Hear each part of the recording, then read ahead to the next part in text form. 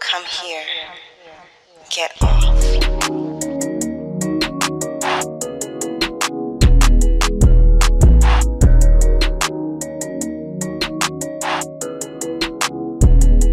Hey, good people. Today, we're talking to Benji Hart, pronouns they and them. Benji is a Chicago-based author, artist, and educator whose work centers Black radicalism, queer liberation, and prison abolition. Their essays and poems have appeared in numerous anthologies, and their commentary has been published at Teen Vogue, Time Magazine, The Advocate, and lots of others. They've led workshops for organizations and at academic institutions internationally and facilitated convenings for groups like Law for Black Lives, National Bailout, and Dissenters. Their performances have been featured at CA2M in Madrid, Museo del Chopo in Mexico City, Brick in Brooklyn, and elsewhere. They've been a fellow at the Rauschenberg Foundation and McDowell, and they are a 3 Arts awardee in the teaching arts. Hey, Benji. Hey, y'all. Thank you so much for having me. I'm so excited to be here. Yes, thank you for saying yes, because you could have said no. Thank you. Yeah, thank you. Yeah. Mhm. Anytime. Yes. Thank you so much for inviting me, genuinely. Yay. You are so welcome. So, what did little Benji want to be when they grew up? It's such a cute, funny question. To be relevant to our convo as well as to, yeah, it just all ties in. It just all ties in. One of my parents' favorite stories about me is that I think it was on an airplane. A stranger on an airplane asked me what I wanted to be when I grew up, and I was probably like 5 or 6, and I responded that I wanted to be a she wombat. Why a wombat? Why a wombat? I think I thought a wombat was a bat, was a type of bat, which is not. It's not. It is definitely not. Mm-mm. But little Benji thought it was a bat. But also, little Benji, before Benji had a lot of the language, did have a very expansive understanding of gender. Did believe that gender could change. Did believe that what gender you were in the moment did not necessarily need to define what gender you were going to be in the next moment. Mm-hmm. And I definitely, even when I was little and like I envisioned myself as an adult, I often envisioned myself as different genders. Wow. Sometimes I envisioned myself as a man. Sometimes I envisioned myself as a woman. Sometimes I envisioned myself as gender non-conforming. But I think about when I thought about myself growing up, I didn't always picture the same gendered person in my vision. And, you know, when I was little, I didn't really think about that, actually. And it wasn't until I was much older that I started to think about my own gender and also my own evolution and what did I want to evolve into. And I think that has very much to do with identifying outside of the binary now. I really love Alok Menon talks about like the uselessness of the term non-binary. And how they actually don't like the term non-binary because it's about what you're not instead of about what you are. And that like we need terms for what we are and what our genders affirmatively are rather than all the things that they're not.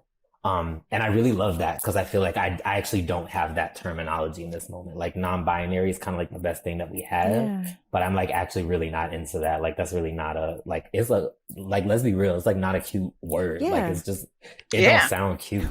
So I'm really on the search for like, as a Black femme outside of the binary person, what is my gender? But I also think there's power to like not knowing or not having a term or not needing a term. And just existing without necessarily needing a name, I think is also something powerful that trans people, that queer people do all the time. So I'm kind of with that, you know, at the same time. No, that's real shit. I mean, it brings to mind, you know, I do a lot of, you know, workshops and so basically telling folks when they're racist, right? And how to be less racist. And so much like at the basic level is about language and the use of words that center whiteness to describe all the rest of us, right? The non-white, the minority, where you center the dominant culture and place the rest of us on the outside. And this feels like exactly that. You're 100% right. Like, why are we fucking censoring the binary? Yes, exactly. Yeah, we need that more expansive language. Yeah. Yeah. And I really, So, oh, I'm sorry. keep going. I was just going to say, I'm not an indigenous person, so I don't use indigenous to this continent, I should say. So I don't use the term two spirit, but I love that type of identity. One that's rooted in a cultural, spiritual, decolonial history, but B, also one that's like, this is who I am, not this is all the things that I'm not. I think Black folks in diaspora need our own term like that. That's like, this is our Black ass gender. This is what it is affirmatively, rather than, right, these are all the white supremacist colonial structures that it's not. Yes. Absolutely.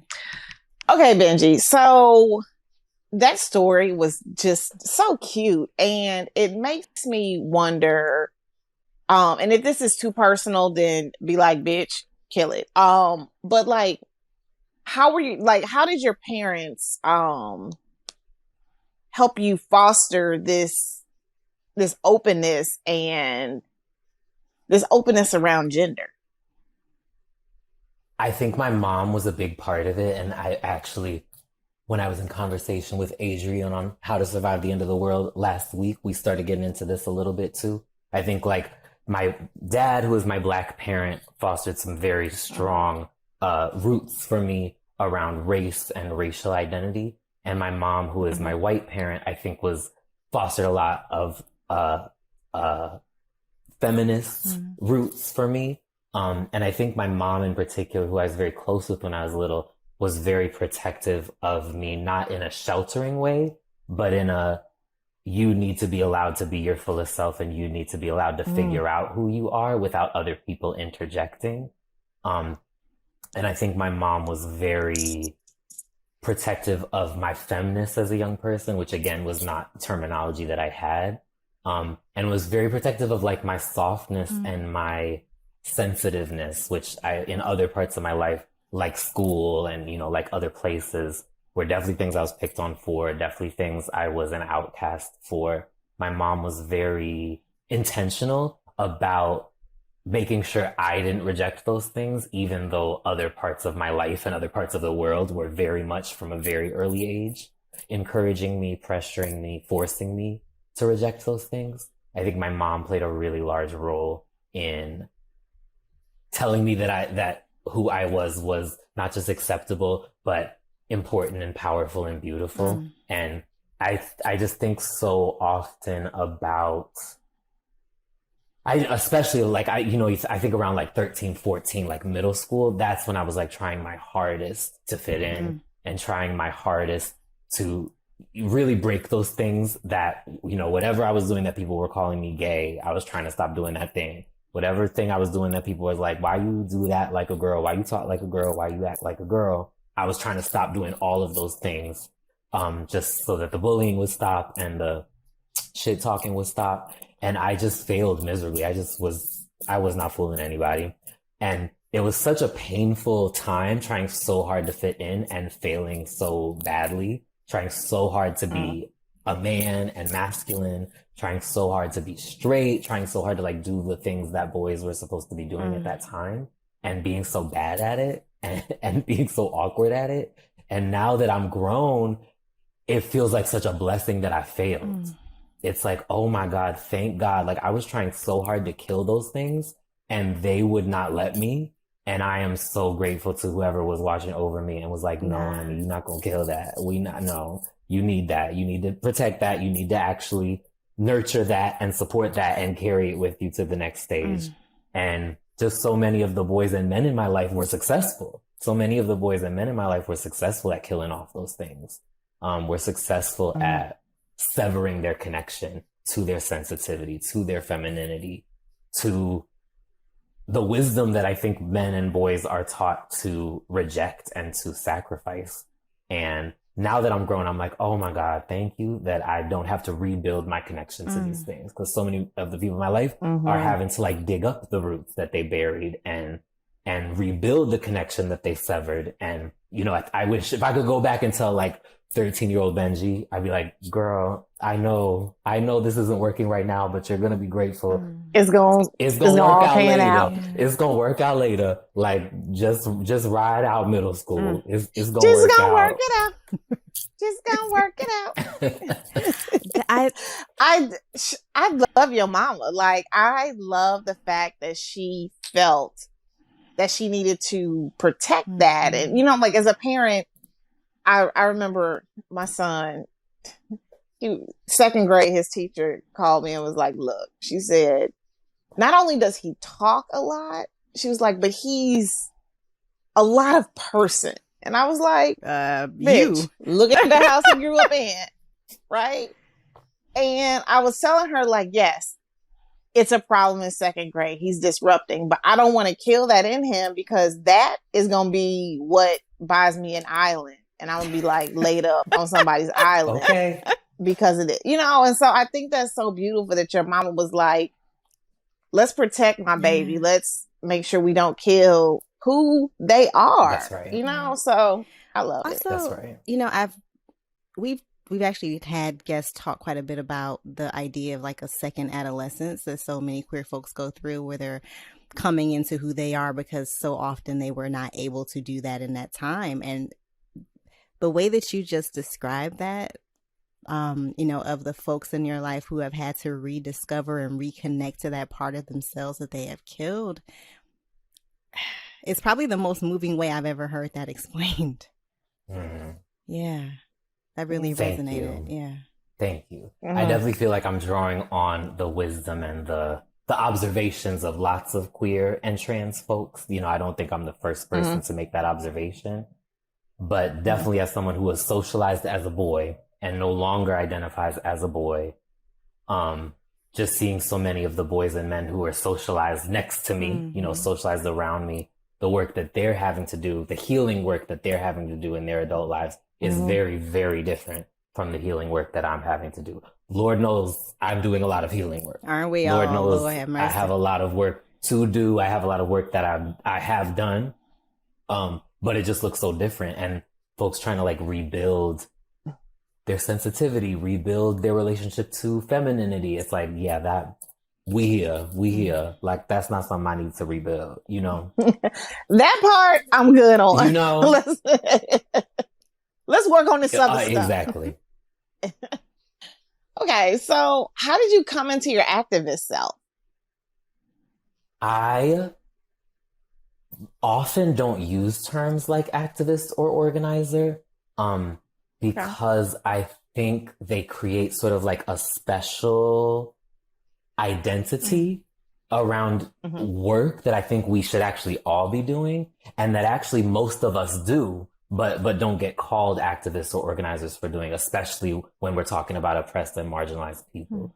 So for me, I see myself as a Black person fighting for my liberation and the liberation of the people that I love and care about. And for me, that's a necessity. For me, that's like, if you are Black and you want to live, this is a fight you have to fight. If you are Black and you love other Black people, which not all Black people do. That part. If you are Black and you love other Black people. And all Black people. This is what's required of you, and all Black people. All Black people. Whatever gender they are, whatever language they speak, whatever part of the world they come from, live in. If you love Black people, this is what the moment demands of us collectively. And so even, you know, for things like abolition, police and prison abolition, which is so core to my values and my worldview, that for me is less of a, like, I wouldn't even call that a political stance. I would call that like, if Black people are going to live their fullest lives, which includes me, if I am going to live my fullest life, these systems have to go. If my nibbling is going to be safe, if my nibbling is going to come up and not have to fear for his life constantly, these systems have to go right now. And it's urgent for me because I want to survive. And it's urgent for me because I want the people I love and care about to survive. And, you know, for me, it's really quite that simple. And so certainly that I incorporate those beliefs and those values into the work that I do. And that's one of the vehicles that I see for pushing forward Black liberation, not just as a demand, but as a vision. But I think it's a requirement of myself and of all people who love Black people and who love justice. And, I think so much of the work that Black communities are doing just to sustain themselves and just to survive is organizing.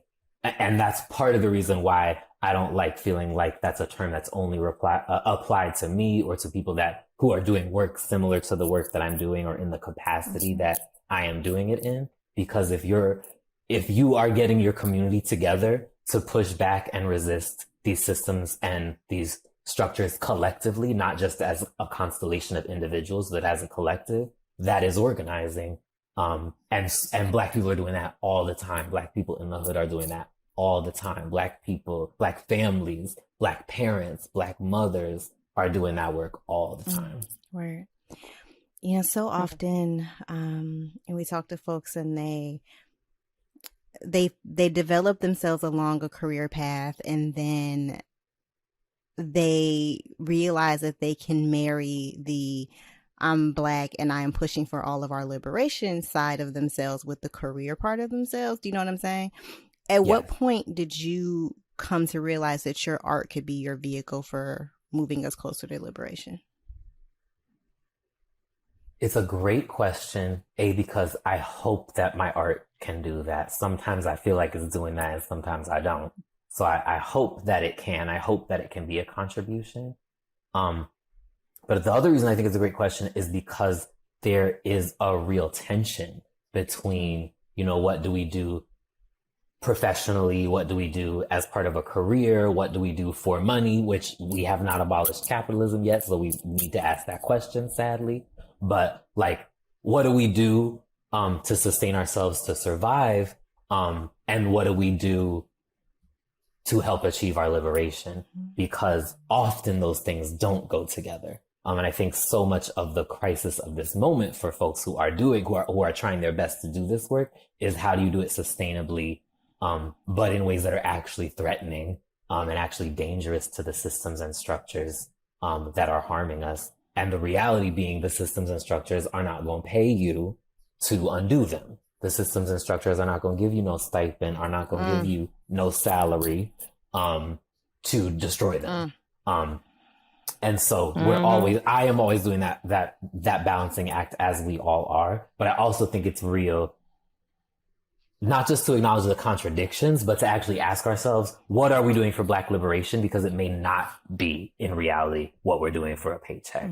It may not in reality be what we're doing to sustain ourselves, because sustaining ourselves often involves participating in the systems that we know are harming us and are harming other Black people. So I try, of course, to sustain myself as well as make what I hope are meaningful contributions to Black liberation, which is to say meaningful contributions to the destruction of white supremacist systems and structures. But I also often find that there needs to be some distinction between what I do to sustain myself and what I do for Black liberation. So, making my art is frankly an incredibly healing thing for me. It's a space that I go to process my own feelings, to expand my own vision for what Black futures might look like. There's lots that I take from it personally that makes it an important part of, frankly, sustaining my practice. And I certainly hope that when I share my art, that it's helping do that for other people. That's definitely a hope of mine whenever I share something, is that especially other Black people are being touched and are having their own vision expanded and are having the parts of themselves tapped into that I'm trying to tap into when I make a piece.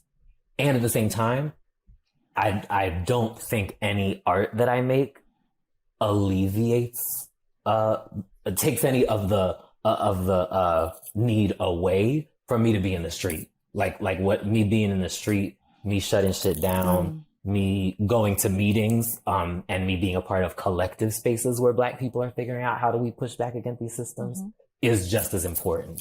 So I think it's not that one is more important than the other, or one matters more than the other, but neither can one replace the other. I think our contributions as artists are so important, and they need to go along with being at the meeting and talking logistics and showing up to the demonstration and being in the street and potentially getting arrested. It's all of those contributions are necessary. And we don't all have to make the same contributions. That's also something I believe. We're not all required to show up in the same way, but we also all need to ask ourselves, how are we showing up? And I think how we show up in collectives is a really important question to ask, because a lot of us ask how we show up as individuals. You know, what am I as an individual doing to help push this conversation, to help raise awareness about this issue? And those aren't bad questions to ask, but as Miriam Kaba would say, everything worthwhile is done in a collective. Everything worthwhile is done together. So what are we doing collectively, and how am I contributing to the collective?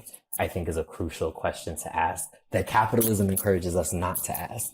That white supremacist systems and structures encourage us not to ask. We're encouraged to think of everything as about individual contributions. And I think my individual contributions are my least meaningful contributions. I think what I contribute to the collective are the contributions that I'm the most proud of.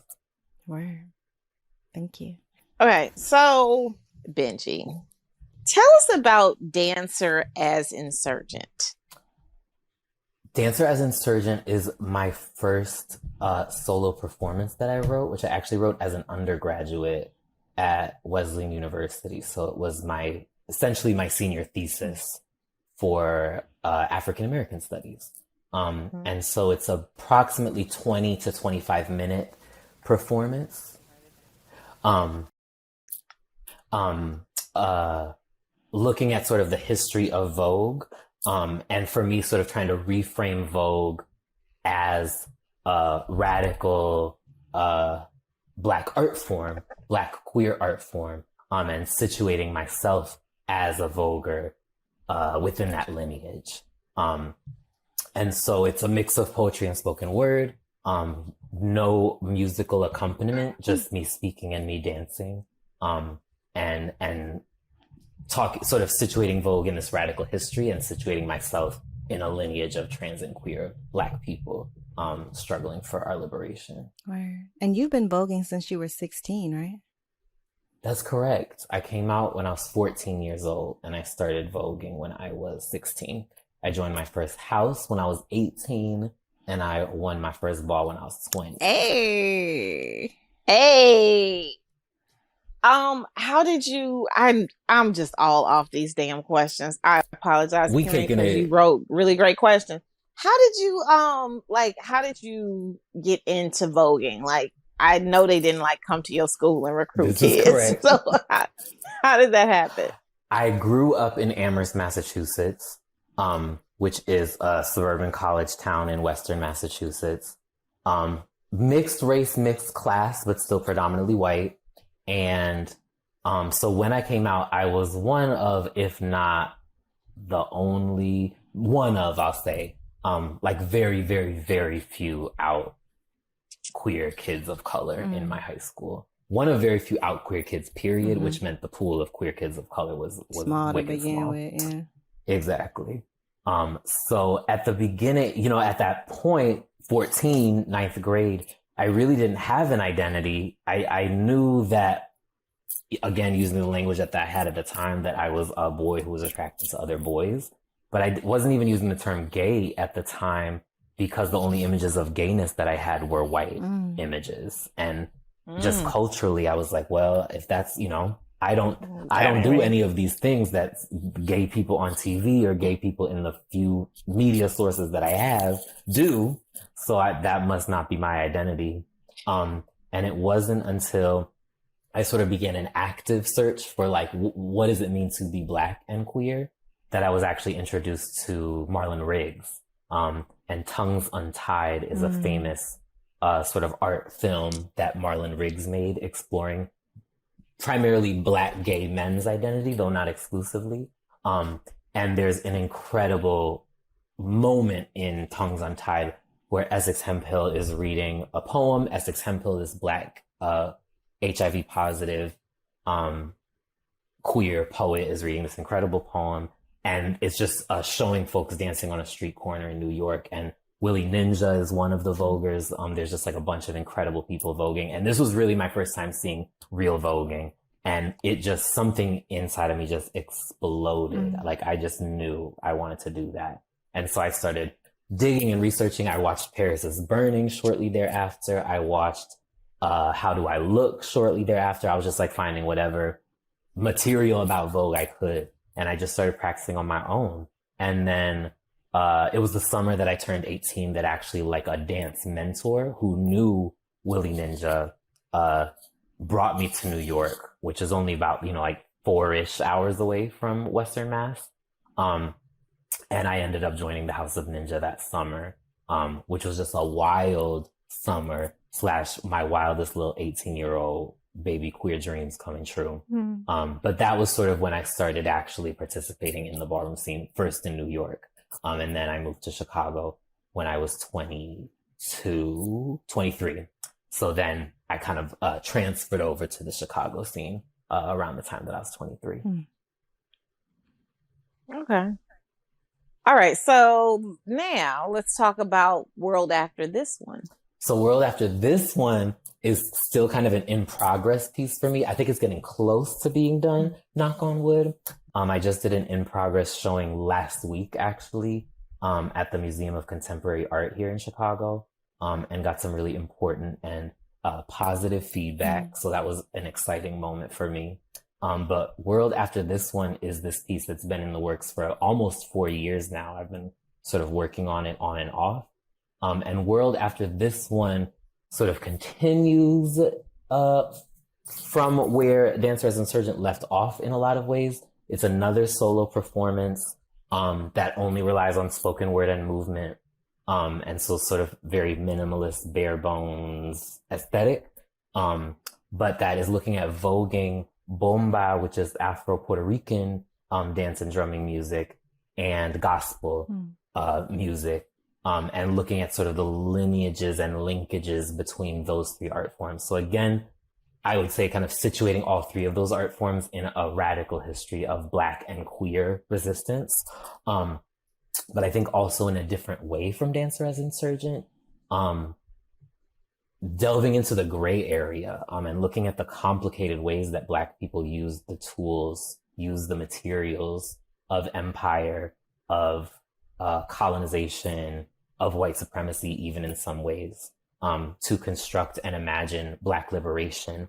And for me, it's kind of a complication of the adage, the Audre Lorde adage that the master's tools will never dismantle the master's house. For me, this piece is kind of looking at how have Black people actually always been using the master's tools in these complicated and subversive ways, and in ways that are not making a moral judgment about the materials, are not saying this is radical or it's not, this is colonial or this is not, but it's just saying this is here, this is what's available, and this is what I have to use, and I'm going to imagine my liberation with it, regardless of what it is or how it came to me.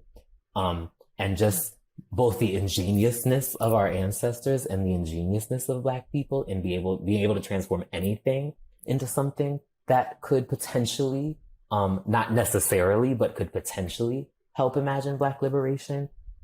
And just really forcing us to actually ask, like, what even are the master's tools, and who even says the master gets to claim this? Who even says the master gets to say this is theirs? Like, where is that written? Why can't this be my tool? Why can't this be something that I subvert and that I break and reshape and form into something that actually helps me get free? Oh, I love your brain. So, this really resonated with me. Like, I do a lot of work around like encouraging people to freedom dream, right? Like thinking about what does that liberated future look like? And so that brings me to ask you, right? Like, if you close your eyes and you're able to move beyond, the state that we are in, what does that liberated future look like to you? And I know that's a huge question. You can pick a small corner of it. This week, I think I will say that a liberated future is one where Black liberation is not solely Black people's responsibility. And that, I think abolition is not a destination. I think Black liberation is not a destination. It is an ongoing commitment and struggle. But I dream of a future where we are not the only ones engaged in that struggle. I dream of a future where Black people being loved and protected and thriving and safe and happy and joyous and healthy is not solely Black people's business. Because I'm so tired of it being our job to liberate ourselves, which really means liberate everybody. I'm frankly really tired of it being Black people's job to liberate everybody. We need support. We need help. We need solidarity. And I dream of a world where that isn't such a radical ask. Lord knows I dream of a world where Black young people have access to everything that they need. I dream of a world where Black communities are fully resourced, whatever that looks like for each individual community. I dream of a world without police prisons or a military. I dream of a world without borders. And I think all of those things are Black liberation. And all of those are things that Black people are fighting for in different parts of the world, in different parts of the diaspora. And I dream of a world where that's not our fight to fight alone. Especially since we didn't create this bullshit. Especially since it's literally none of our responsibility. We are not responsible for any of the mess. So the fact that we are, in many regards, the primary and even in some cases the only ones fighting, it's exhausting. And you know, as a half white person, this is a sensitive subject. That's real shit. And that was beautiful. Thank you for sharing. Okay, so there's this book, and it's called, and the category is Inside New York's Vogue, House, and Ballroom Community. And it drops in January 2022, which is actually when this episode is going to air in January. Amazing. Yeah, so we'll link the book in the show notes so that y'all can cop. But in the meantime, can you give us a sneak peek of your essay for that anthology? Because you all up in there. The funny thing is, it's actually a transcribed conversation that I had with Pony Zion, which was moderated by Ricky Tucker and Robert Sember. But it's really this amazing conversation I got to have with Pony Zion back in 2018, 2019, somewhere in there. It's a little hard to remember, but a while back, pre-pandemic, no mask. And we just kind of all chopped it up, the four of us, but had this amazing conversation about who do you Vogue for? Who consumes our art? Who consumes our creation as Voguers and as Black queer people? Do we have say in that? How do we decide if we do have say? Where does Vogue come from and where do we see it going? And I got to talk a little bit about how Vogue for me is deeply tied to police and prison abolition. We trace Vogue's origins through oral histories back to Rikers Island prison. And oral historians in the ballroom community say that the original Voguers were actually incarcerated at Rikers Island when they first created this category, which was originally called Pop, Dip, and Spin. And so again, understanding Vogue, not just as a trans and queer art form, but a Black trans and queer art form. And even more specifically than that, a Black trans and queer art form that was created by incarcerated and formerly incarcerated people. Wow. That's created by street-based houseless people. That's created by sex workers.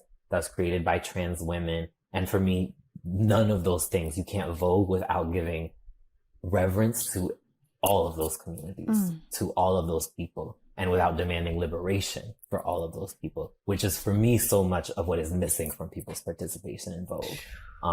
I think that's what we talked a lot about, appropriation and, sort of how we conceptualize participation in Vogue and in ballroom as that culture continues to spread globally and evolve globally. That for me, it's not about who can and can't participate. It's not about, you have to be this or you can't.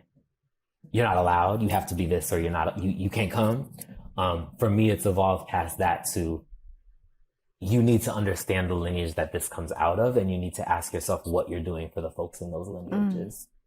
Because sex workers are still facing violence, because trans people are still facing violence, because our people are still getting locked up and our people are still getting killed by the police. And that's not just Black men, that's Black women, that's Black trans people, that's Black gender nonconforming people, that's everybody. And if you are not fighting for those communities, then you actually don't understand what Vogue is. You actually don't understand the conditions under which Vogue was created.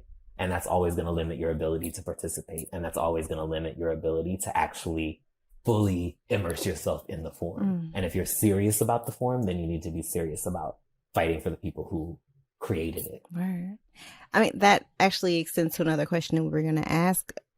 You know, we've talked a bit about white supremacy, and you were just talking about how part of that conversation touched on who is consuming voguing.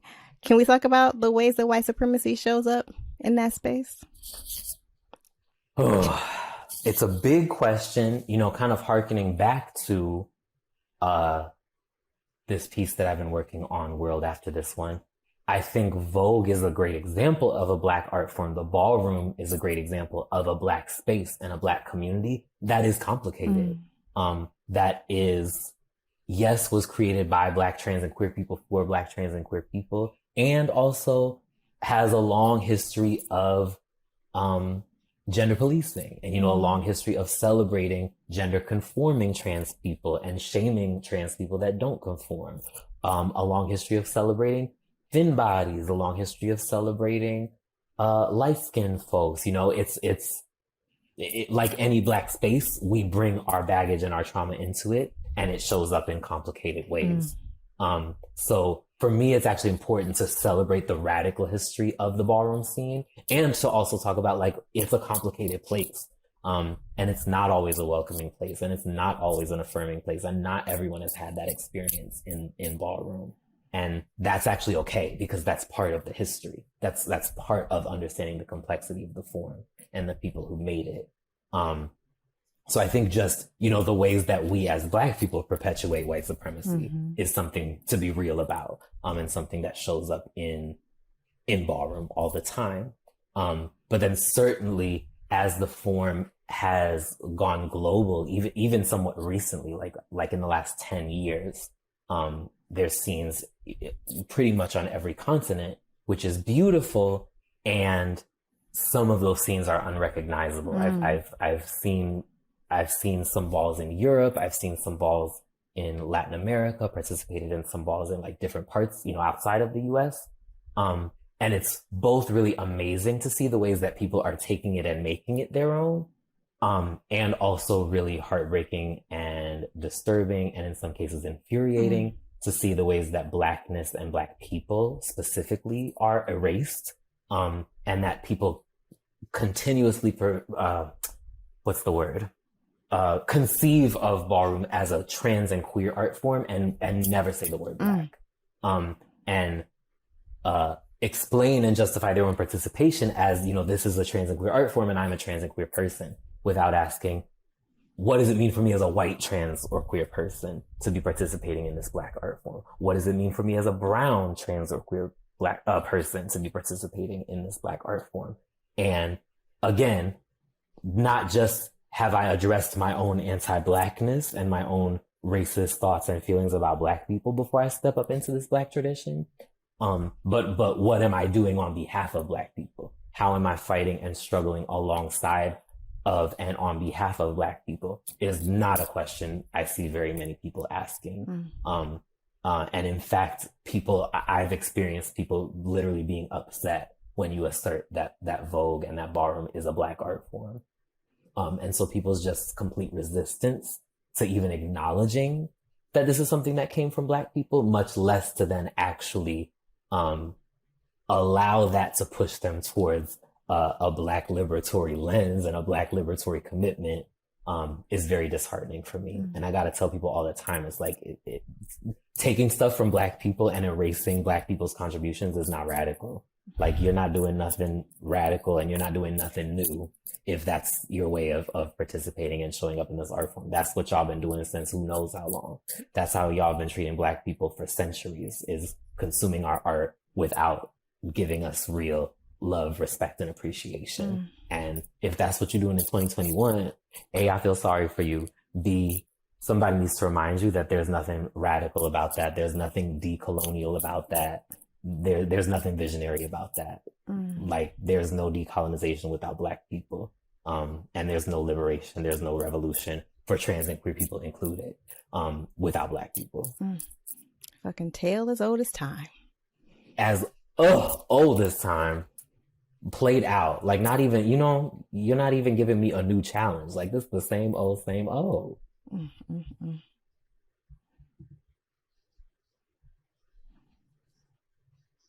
We asked you on the show because the story we read last week, Masquerade, follows the queer community during the Harlem Renaissance, and balls feature prominently. Now, we know you're not a historian, but can you touch on briefly about the ties that bind ballroom scenes of like the 1920s to today's ballroom really appreciate culture? that setup, because I am not a ballroom historian. I'm certainly not a historian about the balls of at the turn of the century. But for me, what I love about acknowledging that there were balls happening 100 years ago, and history shows us and tells us actually much earlier than that. Going back to the 1800s, going back to we can even talk about how some of these traditions literally grow out of enslavement. How some of these practices literally grow out of enslavement. I think it's such an important reminder that Black, trans, and queer people have always existed and have always been not just a part of the community, but actually at the forefront of creating Black art, Black culture, and even like defining what it is to be Black. That Black, trans, and queer people are not a footnote or an asterisk. It's like Black, trans, queer people have actually always been at the forefront of defining and imagining what it is to be Black. And in fact, creating some of the most important and some of the most memorable and like central cultural contributions that the entire Black community relies on. So yeah, the faggot balls, that's what they were referred to as in the local newspapers that we have documents of. The faggot balls of the 20s and 30s were these massive queer gatherings happening in Harlem, at the height of the Great Migration, the height of the Harlem Renaissance, the height of Harlem as like the Black Mecca for so many other parts of the country. So for me, that's just the most beautiful part about it. It's like Black, trans, and queer people don't start existing in the 90s. Right. Black, trans, and queer people don't start existing in the 80s. They don't start existing in the 60s. Like we have always, always, always been here. And the language has changed, in the same ways that the language has changed for me over the course of my lifetime, over my exploration. Black, trans, and queer people in the 1800s weren't referring to themselves as trans because academic hadn't invented that term yet. But like, were Black, trans people doing their thing in the 1800s? Of course they were. Were Black, trans people doing their thing under the conditions of chattel slavery? Of course they were. And there's so many stories of that in ways that for me is like very affirming and a reminder that like, again, we're actually returning. We are placing ourselves inside of a long lineage, not diverging from it. Yeah. So, the characters in the book, like they really relied on the community that was provided by Ballroom to not only survive, but thrive. We'd love to talk about the ways that the ballroom culture currently provides community for participants. I'm actually like not participating in ballroom currently. I've like, which doesn't mean I'm not still like connected to my people and loving and supporting my people, specifically like the members of the house that I was in for many years here in Chicago. But I'm not walking balls currently. So just to be transparent about that I'm not like an active participant in the scene right now. I still think ballroom has always been a way for people to find family. And we all need family, even those of us who have support from our bio fam or have support from family in the traditional sense. Like having trans and queer family is like so necessary. And I think the ballroom provides safety. It's a way of claiming space in spaces and communities where it's not always safe to be trans, it's not always safe to be femme, it's not always safe to be queer. It's a way of carving out space. And I would argue in like a very militant way. It's a way of carving out space and claiming space for Black, trans, and queer people. And I also think it provides safety just in terms of having people going through the same things as you who can look out for you while you're doing difficult things, whether it's living on the street or doing sex work or all the kinds of things that have historically faced Black trans people, Black queer people, that it's like a safety net of other people who know what you're going through and that can provide material and physical support for you, as well as spiritual and cultural support, all of which are really crucial things. Yeah. Right. So in the book that we read, the protagonist's name is Celine, and she really uncovers her relationship to femsexuality and like gets comfortable with both her attraction and with her gender expression while she's attending the balls back during the Harlem Renaissance. Can we talk about how voguing empowers the feminine? I think, as we said, I started voguing when I was 16, and it was such a revolution for me in that moment, because I think one of the hardest things about coming out as a 14-year-old in the place and the environment that I did was feeling like my Blackness and my queerness were diametrically opposed to one another, and that one couldn't exist with the other, that they were always going to be at odds. And often, in some ways to this day, feeling like sometimes you have to choose, like, am I going to be Black right now or am I going to be queer right now?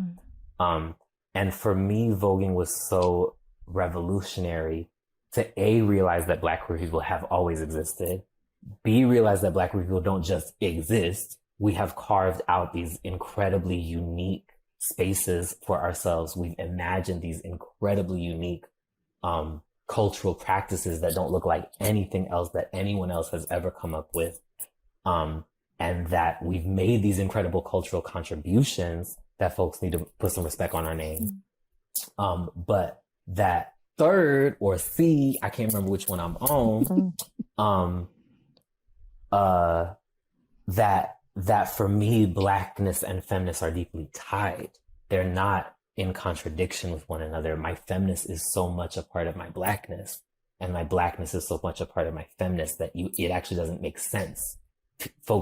Queer folks who want you to separate your femness from your Blackness, and Black folks who want you to separate your Blackness from your queerness or your transness. It's like, well, then you don't understand what you're even talking about, because those things are inseparable. Like the more femme I feel, the more Black I feel, and vice versa.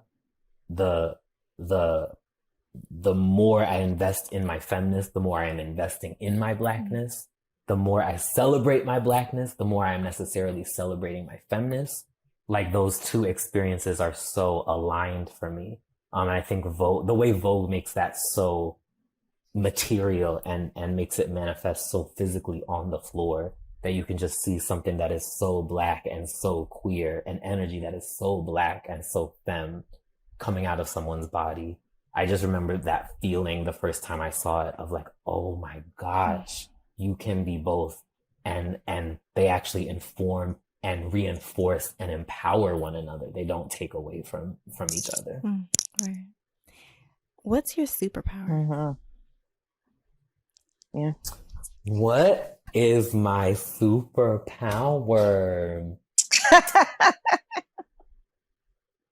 Dang, that's a really good question. I'm going to say that my superpower is using my words for liberation. I feel very strongly that words are sacred. And it's one of the reasons that, like, for me, one of the most treacherous things that someone can do is like manipulate using words, or like lie on you using words. Like when someone uses their words to manipulate me, it feels like such a desecration of like such a sacred and powerful tool. Like, that's like the number one way for me to like block you, the number one way for me to be like, I do not fuck with this person. I will never talk to this person again. It's like, if I don't trust your words, I don't trust anything about you. I can't trust a single thing you say or do. And so for me, words are an incredibly sacred tool, and like any tool, they can be misused, they can be abused, and they can do incredible damage. We know how incredibly harmful, words are such a simple concept, but they can do so much harm. They can do so much damage. And in the same phrase, at the same time, they can do so much healing, so much clarifying, so much resonance, so much connection. Like they have the potential to do so many incredible, powerful things. And I think my superpower is treating words as sacred, always doing my best to not abuse them and not use them to obfuscate or confuse or manipulate, but using them to clarify and to connect and to break open the bullshit. That's my superpower. Yes. I love it. Okay. What are you reading right now? I'm actually rereading The Warmth of Other Suns, which was first recommended to me by a family member. And it's just one of my favorite books. And it deals with some very heavy subject matter. But I majored in Black Studies, and the first time I read The Warmth of Other Suns, I was like, I can't believe I didn't know half of this shit. Like, there's so much info in that book that is like so incredibly crucial to like understanding what it means to be a Black person in the United States, that I was like gagged at how much of it was new information to me when I read it. And I was probably like 27 or 28. So I go back and reread it periodically because it's so packed with such incredibly important history that I always find new things in it. But I also just love the way the author like really makes you invested in the lives of these Black people from a century ago, coming up from the South and traveling north. And I just think it illuminates so much about what it means to be a Black person in this country, in a way that feels very unique to the stories in that book, but also the way the author tells them. And yeah, I find so much inspiration from the lived experience of folks who went through the Great Migration. I think it's like such a crucial juncture in Black history that gets so little attention. And I wish I just want us all to like talk more about the Great Migration. It's like, it's so much of our understanding of Blackness in this country is rooted in enslavement. And Lord knows that's an important, like, you can't talk about being Black in this country. It would be wrong to talk about being Black in this country without talking about slavery. But just all these other things, frankly, that Black people have been through, that slavery wasn't the first or the last violence that we faced in this country. But that also, it wasn't the first or the last time that Black people resisted. It wasn't the first or the last time that Black people in mass imagined something better for themselves, and against all odds were actually able to shape it and manifest it. And I just find so much inspiration in those stories. Yeah. I was going to say, Isabel Wilkerson presents it all so beautifully. So I listened to the audiobook while I was on vacation and just loved it. Loved it. Okay. So what's turning you on today? It's a good question. I saw that question on the docket and I was like, oh, what is going to be my answer to that question? Because I'm going to be real and say that's not exactly the mind frame I'm in today. This week, this season, let me just be real. But let me get into it and give you a real response. I think what is turning me on today, this is going to be, I don't know if, I'm just going to give you my answer because, if I think about it too hard, it's probably going to make even less sense. So I'm going to just try and say what's coming up. But I feel like I'm in like a dry season, which is not just like a dry season in terms of like sex, though I think you could argue it is that, but also just like romance, prospects, sort of feeling like sensual, feeling excited, feeling desirous, feeling both desired and desiring. Like, I feel like I don't have a lot of that energy in my world right now. And so it's hard to tap into like, yeah, what's turning you on today? Because I feel like I'm having a hard time tapping into that energy in general in my life in this moment. Like, which I think is okay. Like, I think it's okay to acknowledge that we go through seasons. but I'm just in a season where I'm not feeling that energy intensely. But when you ask the question, I think what comes up for me is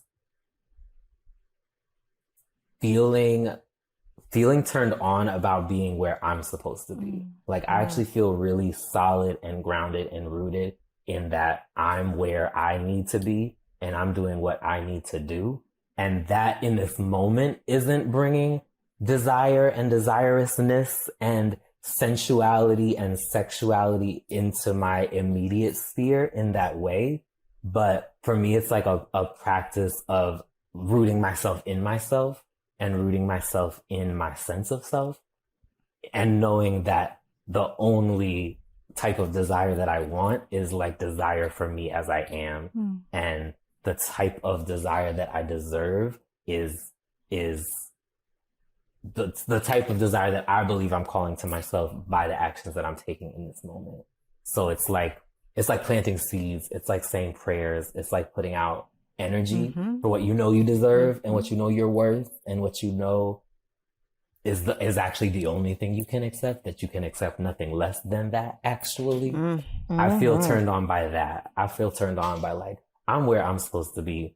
And I know that what I deserve is coming towards me because I'm on my shit. Yes. And I'm doing what I'm supposed to be doing.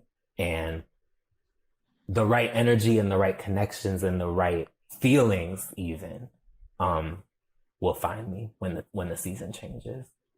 That's powerful as hell. And it's a full moon. So you just manifested all of that. Yeah. Thank you. And thank you for allowing me to manifest on this full moon. You know, sometimes we be forgetting. I'm like, oh yeah, I'm supposed to be manifesting right now. Right. So thank you. Thank you for that. Yeah. Check that off your list. Right. Okay. So, you know, sometimes we like to ask a few random questions. So I love it. Tell us a very mundane fact about you. A very mundane fact about me. I hate folding clothes. Same. I fucking hate folding clothes. Like I definitely, my laundry is done when the clothes come out of the dryer. Like I don't. That's it. Yeah. That's the end of the chore for me. And I'm not proud of that. Like, you know what I'm saying? That's not me being on my grown shit, but that's definitely me being on my honest shit. You know what I'm saying? I wash the clothes. The clothes are clean. They're dry. And that's all you gonna get from me. And now you just go through the basket. So you know what I'm saying? Exactly. So Erica, we're laughing so hard because Erica literally just had to come up here and help me and fold clothes. So my disability limits my energy. And so I ain't always got it. But even before then, to be clear, them clothes pile up. But it's even worse now. That's so real. So she came and helped me fold. That's beautiful. That's actually really beautiful for so many reasons. My roommate be peeking in my room and being like, do you want me to help you fold your clothes? Yeah. And it's actually like one of the most, because my space feels so much better when my clothes are actually folded and put away. Yeah. Like I know I'm gonna feel good once it's done, but I just really cannot. Yeah. You need to and it be done. And it's definitely been worse during the pandemic. Something about the pandemic has made it 10 times harder, and it was already hard. So I know that's love. I know that's love. Because when my roommate does it for me, I'm like, oh, thank you. This is like such a special gift, actually. Oh, okay. So if there were Olympics for regular ass activities, what would you go gold in? If there were Olympics for regular ass activities, I would go golden. And Black people always think that this is, you know, that this is a dangerous thing to say. And I say it what I say it. I would go gold in mac and cheese. I knew it was going to either be mac and cheese or potato salad. Okay. Benji's cocky. I make gold medal mac and cheese. And every time I say it, somebody going to say, now I hope you know. I'm like, yeah, I know. I said what I said. This is gold 5-star mac and cheese over here. Let's go toe to toe. Yes. Okay. Wait, Erica, what would you go gold in? Cleaning. Yes. House cleaning. Ooh. Cleaning my house. Yeah. Oh, I would never say that. I give Making you the so much bed, respect. doing dishes. I don't even all that make my shit, bed. yeah. I've always been a person that makes my bed right before I get in it. That's just because I don't like my sheets to be messed up First of all, there are studies that say that that's actually healthier because all the sweat dries up and so bacteria can't proliferate in your sheets. Well, so what I do is I make my bed, especially because I've been sick and sweating. So I make my bed in a very particular way. When I've been sweating, I fold you got to fold it. Like you gonna walk in my bedroom and it's gonna look nice. I can't. No matter what's going on. No, I straighten my sheets before I get into bed. I love this question. Yeah, it's a great question. Writing interview questions? That's all I fucking do? No, bitch. Giving advice. Like, Kenrya get the best advice. And she asks, she gives good advice, but she asks you the questions that you need to think about in order to, So, okay. I'll take that. I receive it. I appreciate you. Best friending. You go golden best friending. I love it.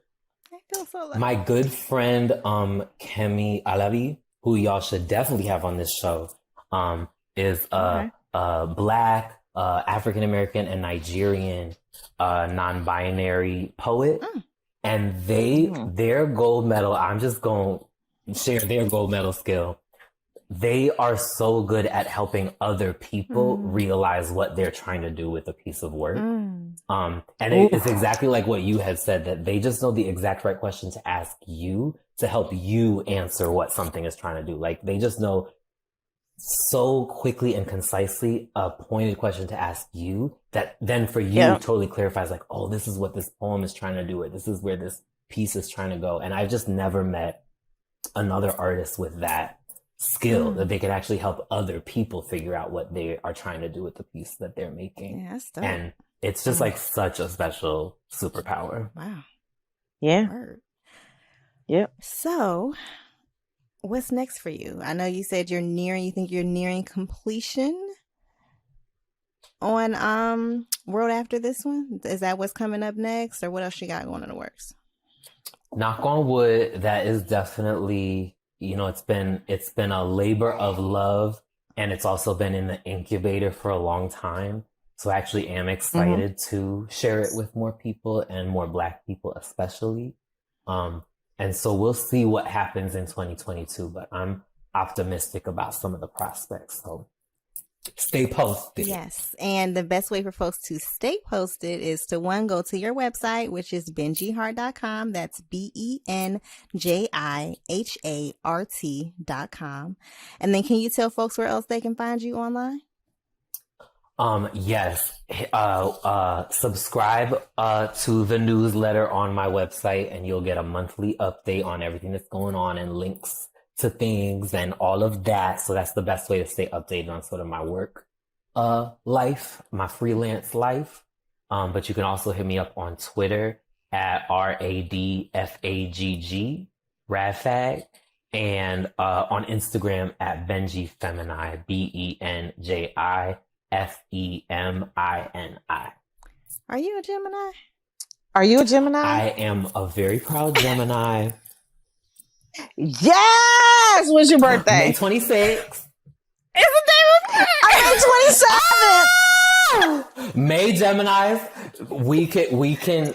This is a Gemini space, so we can, we can talk about things internally that we can't talk about externally. Because the Geminis in general I tell people... We get a bad... I tell people anti-Gemini-ness and anti-Blackness are linked. But... It is. It definitely is. It's systemic. But since this is a close... we're not in mixed company right now, we can keep it real. The May Geminis are more turned down than the June Geminis. I do feel like... June Geminis. My child is a June Gemini. Are they chaotic? Yes. in the best way. Her daughter is fucking chaos in a tiny person. Like as I was helping them fold clothes, Kenrya has this bin of fancy clothes. So I pull out this dress and it's like silver and it's got all this fucking tulle and like a rainbow. And I said, oh, this goes in a fancy dress pile.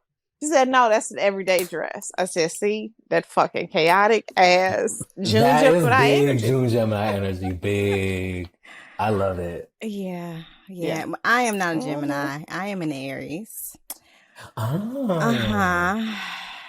And she is. I say I don't ever have to hold a grudge because Kenrya holds you all day.